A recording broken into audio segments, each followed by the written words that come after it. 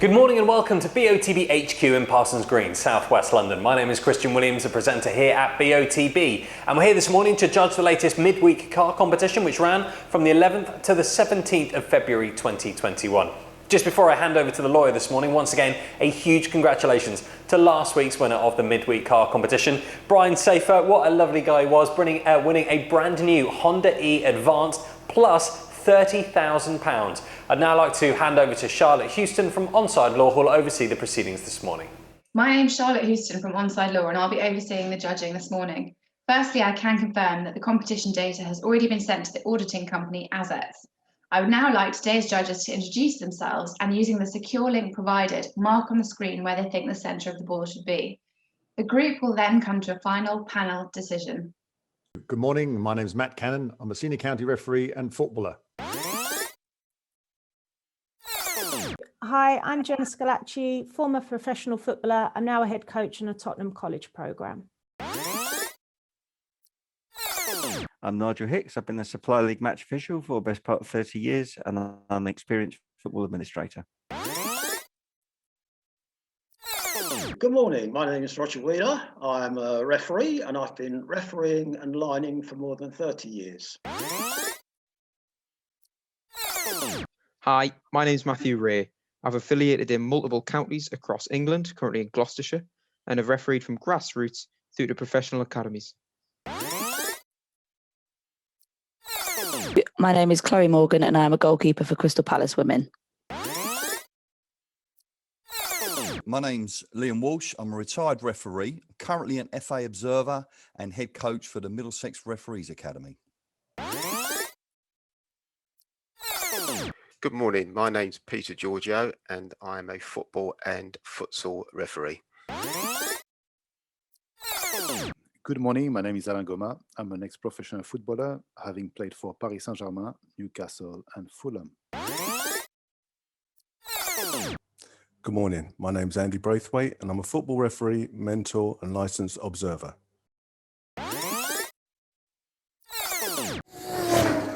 Judges, please now come to a final panel decision.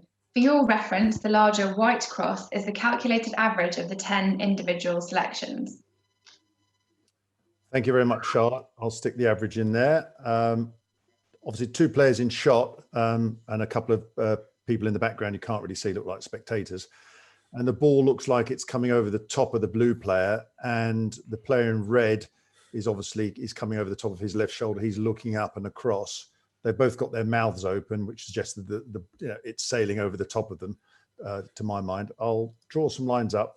You've got quite a tight choice up from here, with Nigel ever so slightly over to the left, and then we have there Alain to the right of the blue player. And we have from the red player, we've got a bit of a bigger spread, with three of us going slightly higher than the rest of you at the bottom here.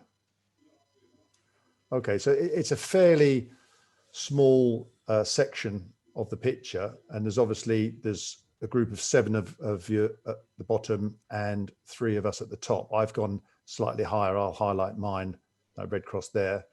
And I'm up here next to Roger. So Roger, what are your thoughts on the photograph, and how did you see the player, whether the ball is coming in, has been played, etc.? Yeah, I think I probably agree with you actually that the ball was coming across there. It's sort of passing over the blue player, and I think that's sort of fairly obvious the way we've all set up there. And it's a question really of how far up. And there isn't a lot to go on, to be honest. I just felt that the red player's sort of eyeball seemed to be in the top of his eyes, and therefore it was relatively high, but it's quite difficult, I have to say. No, sure. So, I mean, what I'm going to do is I'm going to progress the discussion by removing myself and yourself, Roger. Yeah. As you see, it drops the average down into the cluster. And I'll come to you next, Nigel. You're again up a bit high here and a bit to the right. But if I just draw in a line from this blue player from his eye, you're sort of roughly in line with Liam's choice, just a bit above his. And if I highlight yours, magnify it there and then highlight it there. You're just a bit above and to the right. Obviously, you were slightly lower than Roger and mine's selection, but how did you see this? Yeah, much the same as you and Roger have described. I felt the the ball's passing over the player in blue. He's looking pretty straight up at it. So quite often we have a problem with or challenge with the is being a 3D picture, and the ball's like sometimes closer to us than the players. But I think in this case they're all pretty much in the same vertical plane. And I obviously I'm in the same line as the others on the player in red. I feel he's looking across relatively high. There's really not a lot to go on the player in blue. You can't see very much of his eyes. So, I just took a judgment that he was looking from the angle of his head. He was looking slightly off the vertical. But thank you. I mean, obviously you could see his neck's quite strained. He's probably at the furthest point of where his head can go back. Thank you very much. Jenna, I'll come to you. You're net or the lowest by ever so slightly here. If I highlight yours, expand it there and then highlight it, you're just here. How did you see things? Pretty much the same as what's already been said. So the ball coming over the blue player. Yeah. The reason I've gone a little low is because the guy in reds, I felt that he was looking more across than up, just based on you couldn't see much white underneath in the bottom of his eye, if that makes sense. So you can see more white on his on the side of his eye. So that's why I've gone slightly low, as I didn't feel he was looking up quite as steeply. Yeah, I mean, your choice is ever so slightly lower than everybody else's, but it's in this quite a narrow band now from the red player. Thank you, Anna. You're just a little bit to the left and just above Jenna's. Do you concur with what's been said, or see anything differently? Yeah, no, I do agree with what Jenna has just said. On the looking at the blue player, when I looked at his left eye, actually. I thought he was looking a bit more towards his right. This eye here, the right exactly, we're looking at it. Yeah, exactly. I think he was looking a bit more towards his right. Therefore, that's why I went a bit more on the left. Yeah, thank you. Yeah, because I think it's difficult to see. It's a bit blurry, but whether that little section there is the white of his eye, it's difficult to see from this angle. But that's a fair and good point.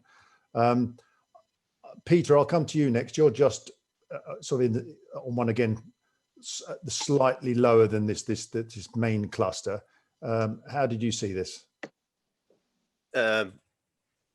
Just taking it really the distance from the player in blue vertically with the cross reference with the player in red. So I felt just that the player was, like Jenna was saying, looking across rather than more steeply up. Yeah, no, thank you very much. And then we've got sort of a tighter cluster here I mean, Matthew, you just slightly up above Andy's there, just below the calculated average. Your thoughts? Yeah, I agree with what Jenna said as well. I think I've taken the blue player pretty much square from his forehead. That's why I'm probably further to the right than Jenna would be. But the angle from the red player, I think we're all fairly in agreement here. Yeah, it's almost 45 degrees, isn't it? Yeah. Yeah. Okay. Thank you. And Andy, I'll come to you next. You're one of the ones that are very close to this calculated average and right in the mix of this big cluster. So it's a great choice. How did you see this? Thanks, Matt. To be honest with you, I've pretty much mirrored exactly what Matt just said there, Matthew. Regarding the guy in blue, I feel it's almost directly above him. I took quite a narrow angle from both his eyes, a narrow channel, and the guy in red, as has been said by most people, is that he's looking sort of diagonally across, sort of like a 45-degree angle. That's where I believe it is. Yeah, thank you. And Chloe, you're literally just above Andy's there, highlighting yours. Again, another really good choice in the middle of it all. How did you see this? Yeah, so I think I took it fairly similar to Andy, in that the blue player obviously seems to be looking directly upwards, neck strained. I actually took it as I felt the picture sort of represented him just about to go to a header, rather than going over his head, I suppose, because I kind of, my perception was coming across to compete for the ball in the kind of foreground of the picture rather than anything else. But I very, very similar to everyone else in that the red player kind of gave me quite a lot of information in terms of the whites of his eyes. So yeah, sure. And his arms up, as you said, so he may well be coming across. Yeah, thank you. And lastly, Liam, again, you're right in the middle of this tight cluster.